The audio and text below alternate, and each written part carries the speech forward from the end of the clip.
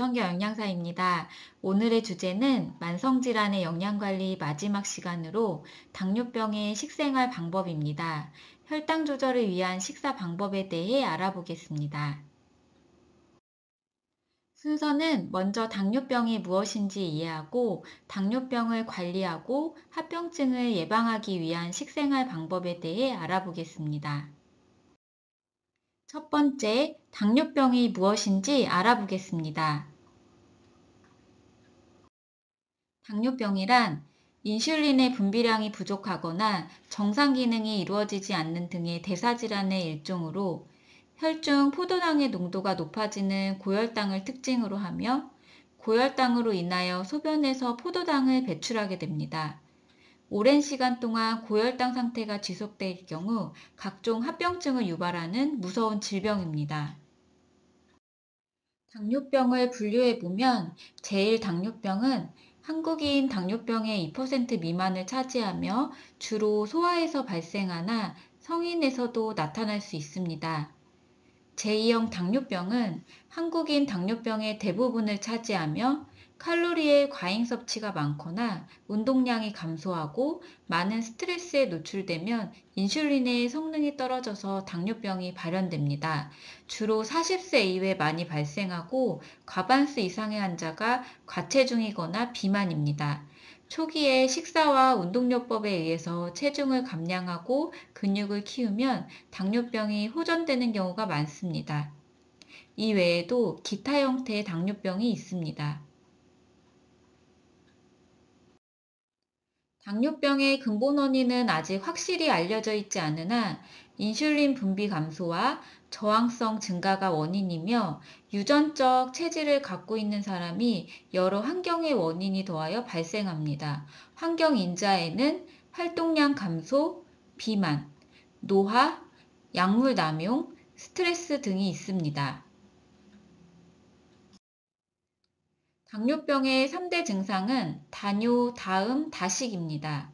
혈당이 높아지면 소변으로 당이 빠져나가게 되는데 이때 포도당이 다량의 물을 끌고 나가기 때문에 소변을 많이 보게 됩니다. 따라서 몸 안에 수분이 모자라 갈증이 심하며 물을 많이 마시게 됩니다. 또한 우리가 섭취한 음식물이 소변으로 빠져나가 에너지로 이용되지 못하므로 공복감은 심해지고 점점 더 먹으려 합니다. 심한 경우에는 급격한 체중 감소가 나타납니다.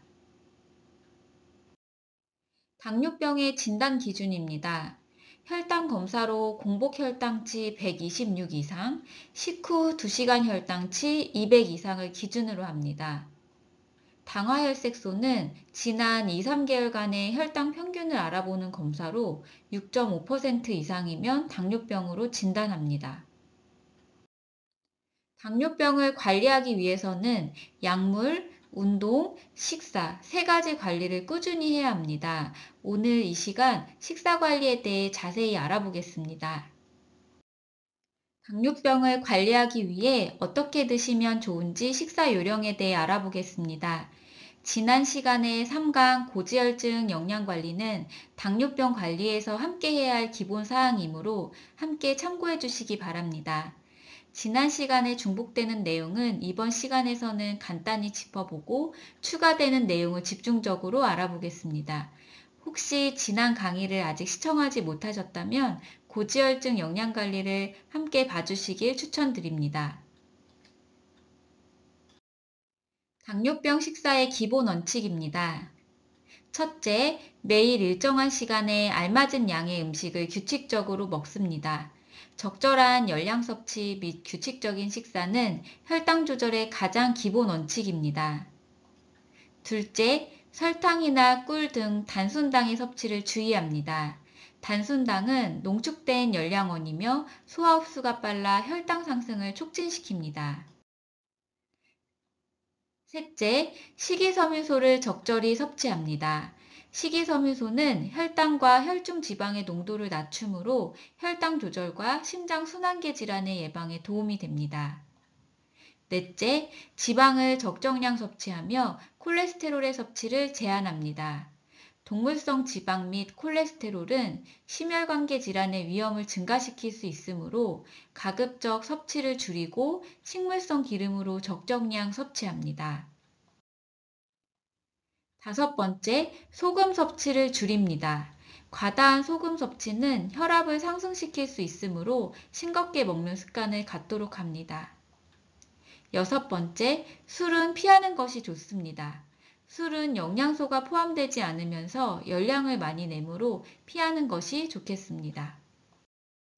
얼마나 먹어야 할까요? 하루 섭취해야 하는 열량은 각 개인의 표준 체중과 일상생활에서 활동하는 정도에 따라 달라집니다. 따라서 자신에게 맞는 표준 체중을 알고 이를 바탕으로 하루 필요한 열량을 계산하여 음식의 양을 결정해야 합니다. 표준 체중을 구하는 방법을 알아보겠습니다. 표준 체중은 키를 미터로 2번 곱하고 남자는 22, 여자는 21을 곱하여 계산합니다. 예를 들어 남자 키가 170cm인 경우 1.7 곱하기 1.7 곱하기 22를 하여 63.6kg으로 계산됩니다. 비만이나 과체중이라면 표준 체중에 가깝게 체중 조절의 노력이 필요합니다. 하루에 섭취해야 할 음식의 총 열량을 알아봅시다. 각자의 표준 체중과 활동 정도에 따라 달라지는데 육체 활동이 거의 없는 경우에는 표준 체중의 25에서 30을 곱하고 보통 활동을 하는 경우에는 표준 체중의 30에서 35를 심한 육체 활동을 하는 경우에는 표준 체중의 35에서 40을 곱하여 계산합니다. 예를 들어 표준 체중이 60kg인 남자가 보통 활동을 한다면 하루 총 열량은 60 곱하기 30으로 1800칼로리입니다. 식품 교환표를 이용하여 하루 섭취해야 할 음식의 양과 종류를 결정하는 방법에 대해 알아보겠습니다. 식품 교환표란 식품들의 영양소 구성이 비슷한 것끼리 6가지 식품군으로 나누어 묶은 표로 6가지 식품군은 곡류군, 어육류군, 채소군, 지방군, 우유군, 과일군으로 구성하고 있습니다. 교환 단위 활용 방법에 대해 알아보겠습니다. 식품 교환이란 식품들을 서로 바꿔 먹는다는 뜻이며 같은 식품군 내에서 영양소 함량이 동일한 기준 단위량이 설정되어 있는데 이를 1교환 단위라고 합니다. 즉, 식품을 교환한다는 의미는 같은 식품군 내에서 같은 교환 단위끼리 서로 바꾸어 먹을 수 있다는 것입니다. 예를 들어 곡류군의 밥 3분의 1공기와 식빵 한쪽은 1교환 단위 양으로 열량과 영양소 함량이 비슷하며 같은 군에 속하기 때문에 서로 바꿔 먹을 수 있습니다. 하지만 밥과 고기는 서로 다른 군으로 바꿔 먹을 수 없고 식빵 두 쪽은 곡류군 2교환으로 밥 3분의 1공기가 아닌 3분의 2공기와 바꿔 먹을 수 있습니다. 6가지 식품군에 대해 자세히 살펴보겠습니다. 곡류군에 속하는 식품은 주로 당질이 많으며 밥, 죽, 알곡류, 밀가루, 전분, 감자류와 이들로 만든 식품들이 해당됩니다. 곡류군 1교환 단위에 들어있는 영양소는 당질 23g, 단백질 2g으로 100칼로리의 열량을 냅니다. 그림에 제시된 식품은 모두 곡류군 1교환 단위에 해당하는 양으로 밥 3분의 1공기와 각 그림에 나와 있는 감자 1개, 식빵 한쪽 등은 영양가가 비슷합니다. 어육류군에 속하는 식품은 주로 단백질이 많으며 고기류, 생선류, 콩류, 알류, 해산물 등과 이들로 만든 식품들이 해당됩니다. 어육류군에는 단백질 이외에도 지방이 많이 들어있는데 지방이 함유된 정도에 따라 저지방군, 중지방군, 고지방군의 3가지 군으로 분류합니다. 어육류군 1교환 단위에 들어있는 영양소는 모두 단백질은 8g이고 저지방군은 지방 2g으로 50칼로리, 중지방군은 지방 5g으로 75칼로리, 고지방군은 지방 8g으로 100칼로리의 열량을 냅니다. 어육육은 1교환 단위의 식품의 양은 육류는 탁구공 크기로 40g, 생선은 한 토막, 달걀 1개, 두부 5분의 1모가 해당됩니다. 고지방 어육류군에 속하는 식품에는 지방이 많이 함유되어 있으며 이들 식품에는 콜레스테롤의 함량도 높으므로 과량의 섭취를 주의해야 합니다. 채소군에 속하는 식품은 주로 비타민, 무기질과 식이섬유소가 많으며 채소류, 해조류, 이들로 만든 식품들이 해당됩니다. 채소군 1교환 단위에 들어있는 영양소는 당질 3g, 단백질 2g으로 20칼로리의 열량을 내며 다른 식품군에 비해 비교적 열량이 적으며 식이섬유소가 많아 충분히 섭취하여도 좋습니다. 1교환 단위 채소의 양은 대부분 70g이고 버섯과 김치류는 50g입니다. 단, 채소 중 1교환 단위의 양이 당질을 6g 이상 함유하고 있는 고춧잎, 단호박, 당근, 도라지, 연근, 우엉, 쑥, 풋마늘, 매생이 등은 다른 채소군 식품에 비해 당질이 많으므로 과다 섭취하지 않도록 주의가 필요합니다. 지방군에 속하는 식품은 식물성 기름, 고체성 기름, 견과류, 씨앗, 드레싱 등이 있으며 지방군 1교환 단위에 들어있는 영양소는 지방 5g으로 45칼로리의 열량을 냅니다. 지방군에 속한 모든 식품은 적은 양의 섭취로도 높은 열량을 내므로 적정 체중을 유지하기 위해서는 튀김보다는 조리거나 볶는 요리, 나물, 무침 등에 소량씩 사용합니다. 우유군은 지방 함유량에 따라 일반 우유, 저지방 우유로 분류하며 우유군 1교환 단위에 들어있는 영양소는 당질 10g, 단백질 6g이고 일반 우유군은 지방 7g으로 125칼로리, 저지방 우유군은 지방 2g으로 80칼로리의 열량을 냅니다. 우유 1교환 단위의 양은 200cc입니다. 과일군에 속하는 식품은 주로 당질이 들어있으며 과일, 과일 통조림, 과일 주스 등이 포함됩니다. 과일군 1교환 단위의 영양소는 당질 12g으로 50칼로리의 열량을 냅니다. 과일군에 함유된 당질은 대부분 단순당질이며 식후 혈당을 급격히 상승시키므로 한 번에 소량씩 섭취하는 것을 권장합니다. 1교환 단위의 양은 바나나 2분의 1개, 토마토 2개, 사과 3분의 1개로 과일마다 양의 차이가 있으므로 각 과일의 양을 확인해 주시기 바랍니다. 식품교환표를 이용한 식사 계획 방법을 알아보겠습니다. 표에서 열량별로 섭취해야 하는 식품군의 교환 단위를 나타내고 있습니다. 합병증이 없는 성인 당뇨인에게 적용할 수 있고 혈당 조절을 위한 탄수화물 양의 감소뿐만 아니라 6가지 식품군을 골고루 섭취하면서 열량과 다양한 영양소 요구량을 충족시킬 수 있습니다. 곡류군은 주식, 어육류군과 채소군은 부식, 지방군은 조리용 기름, 우유군과 과일군은 간식으로 주로 이용하도록 합니다.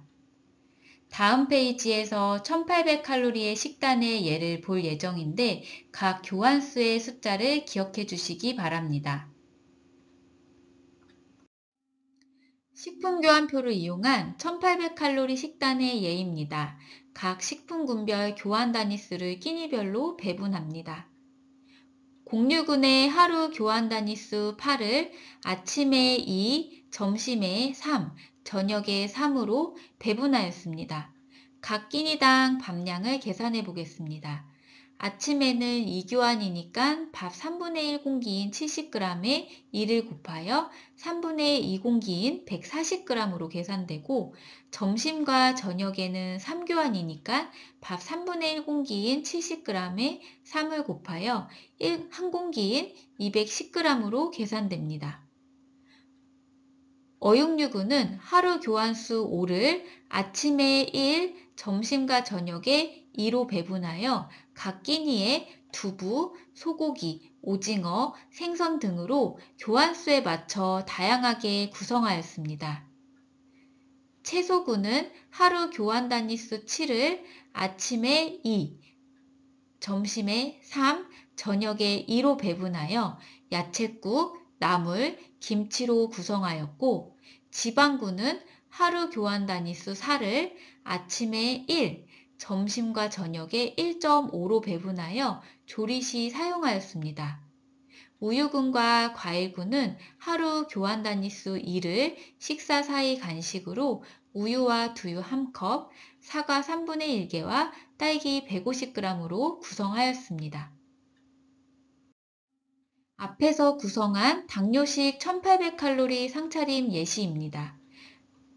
아침, 점심, 저녁, 세끼 식사와 3회의 간식으로 구성되어 있습니다. 다음은 자유롭게 이용할 수 있는 식품입니다. 대부분의 채소류는 자유섭취 식품으로 분류합니다. 하지만 일교환 단위당 당질 6g 이상인 채소, 고춧잎, 쑥, 단호박, 풋마늘, 당근, 도라지, 연근, 우엉, 매생이는 당질 함량이 많아 자유식품에서 제외합니다. 채소류 외의 자유식품은 곤약, 김, 미역 같은 해조류, 녹차, 홍차, 보리차, 제로칼로리 탄산음료, 옥수수 수염차 등 달지 않은 차, 겨자, 식초, 후추 같은 향신료, 저열량 감미료가 해당됩니다. 당질이 많고 열량이 높아 주의가 필요한 식품입니다. 케이크, 달콤한 과자, 파이류 같은 곡류, 가당 요구르트, 초코우유 같은 당분이 첨가된 우유류, 과일 통조림류, 이외에 유자차, 모가차 등 달콤한 차류, 사탕, 꿀, 젤리, 초콜릿, 시럽, 이러한 식품들은 섭취에 주의가 필요합니다. 올바른 조리 방법에 대해 알아보겠습니다. 조리 시에는 설탕, 물엿의 사용을 가급적 피하고 단맛 대신 식초, 겨자, 계피, 후추, 생강 등의 향신료나 양념류를 적당히 이용하여 음식의 맛을 냅니다. 가공식품은 제한하고 신선한 제철식품을 이용합니다. 고기류는 기름을 떼어내고 살코기를 이용합니다. 기름 사용이 많은 튀김 전 대신 가급적이면 구이나 찜 등의 조리법을 활용합니다. 올바른 외식 방법에 대해 알아보겠습니다. 식사 전에 음식의 종류, 한 끼 식사량 등을 염두에 두고 매일의 식사량을 일정하게 유지합니다. 외식은 설탕과 기름의 사용을 많이 하므로 고칼로리를 내며 영양적으로 불균형하고 소금을 과잉 섭취할 수 있으므로 가급적 하루에 1회 정도만 하도록 합니다. 외식 시간은 정해진 시간에서 1시간 이상 벗어나지 않으며 제때 식사하도록 합니다. 외식을 하기 위해 그전 식사를 거르지 않습니다. 자신의 식사 계획에 맞추어 곡류, 어육류, 채소, 지방이 골고루 배합된 음식을 선택하도록 합니다. 외식 음식 선택 요령입니다. 다양한 식품이 포함되어 영양소의 균형을 유지할 수 있는 한식과 일식으로 선택하고 튀김이나 볶음류 등의 양식과 중식은 자주 섭취하지 않도록 합니다. 채소류를 많이 이용할 수 있는 메뉴를 선택합니다. 중식, 튀김류, 치킨, 삼겹살 등 기름기 많은 음식보다는 기름기가 적은 살코기를 선택합니다. 달고 짠 자극적인 음식, 재료와 양이 불분명한 음식은 선택하지 않도록 합니다. 외식 후 관리 방법입니다. 과식을 했을 경우 충분한 운동으로 열량을 소모시키고 다음 끼니 식사량을 줄입니다. 배가 고플 땐 열량이 적은 야채나 해조류, 녹차 같은 식품으로 공복감을 해결합니다. 골고루 섭취하지 못했다면 외식 시 부족한 식품은 다음 끼니에 보충하도록 합니다. 저혈당 대처 방법에 대해 알아보겠습니다. 저혈당이란 혈당 혈당이 정상 이하로 떨어지는 상태로 증상은 식은땀, 떨림, 집중력 장애, 멍한 느낌에서 심한 경우에는 의식 혼란까지 나타납니다. 혈당이 70 이하이면 빨리 흡수되어 혈당을 올릴 수 있는 당류 15에서 20g을 즉시 섭취합니다. 이때의 섭취량은 꿀 1숟가락이나 오렌지 주스 반잔, 요구르트 1개, 사탕 3, 4개, 콜라 2분의 1캔입니다. 섭취 후 15분간 휴식을 취한 후 다시 혈당을 측정하여 저혈당 증상이 지속되고 혈당이 여전히 낮으면 한 번 더 저혈당 응급식품을 섭취합니다. 당뇨병 환자에게 꾸준한 운동은 도움이 됩니다. 운동이 좋은 점에 대해 알아보겠습니다. 운동은 칼로리를 소모시켜 혈당을 직접적으로 떨어뜨리며 장기적으로 당뇨병의 합병증을 예방합니다. 당뇨병이 발생할 가능성이 높은 위험군에서 제2형 당뇨병의 발생 빈도를 감소시키며 혈당의 조절을 돕고 제1형 당뇨병에서 인슐린의 효능을 높여 인슐린의 필요량을 줄일 수 있습니다. 심혈관계 질환의 발생 위험이 감소되는데 운동요법으로 지질대사의 장애를 교정하고 심근의 혈류가 개선되고 폐 기능이 향상되며 동시에 고혈압도 개선됨에 따른 효과입니다. 정신적인 안정감, 불안감 해소, 숙면, 스트레스 해소에도 크게 도움이 되며 생활에 활력을 얻고 삶의 질을 높일 수 있습니다. 당뇨병 환자가 운동하는 방법에 대해 알아보겠습니다. 걷기, 계단 오르기, 아침 체조, 자전거 타기 등 매일 규칙적으로 할 수 있는 운동을 선택합니다. 비만이고 식사요법만 하는 경우라면 식전과 식후 어느 때나 해도 좋으며 경구혈당 강화제나 인슐린을 사용하고 있는 환자라면 식후에 운동을 하는 것이 저혈당의 예방에 좋습니다. 당뇨병의 합병증이 심하거나 간장이 나쁜 경우 또는 동맥경화증이 심한 때에는 식후에 심한 운동이 심장과 혈관에 무리가 될 수 있으므로 각자의 건강 상태에 맞는 운동이 필요합니다. 운동 시간은 가능한 매일 같은 시각에 실시하며 가급적이면 식후 30분에 시작하여 30분 내지 1시간씩 하는 것이 효과적입니다. 강도는 숨이 조금 찰 정도로, 빈도는 주 3일 이상이 좋습니다. 의사의 처방에 따라서 자신에게 맞는 운동을 찾아 꾸준하게 하는 것이 무엇보다 중요하며 운동을 했다고 해서 음식물을 많이 섭취하면 혈당이 많이 오를 수 있습니다. 또한 혈당이 조절되지 않는 상황에서는 등산, 수영 등 격렬한 운동을 하면 오히려 혈당이 더 올라가기 때문에 처음에는 가벼운 산책을 꾸준히 하는 것이 좋겠습니다. 마지막으로 오늘 배운 당뇨병 식생활 방법 다시 정리해 볼까요? 규칙적으로 알맞은 양을 섭취하고 단순당 섭취를 주의합니다. 섬유소를 충분히 섭취하고 지방과 콜레스테롤, 염분의 섭취를 줄입니다. 금주하고 규칙적인 운동을 합니다. 오늘 배운 식생활 방법을 통해 당뇨병을 잘 관리하고 합병증을 예방하시길 바랍니다. 감사합니다.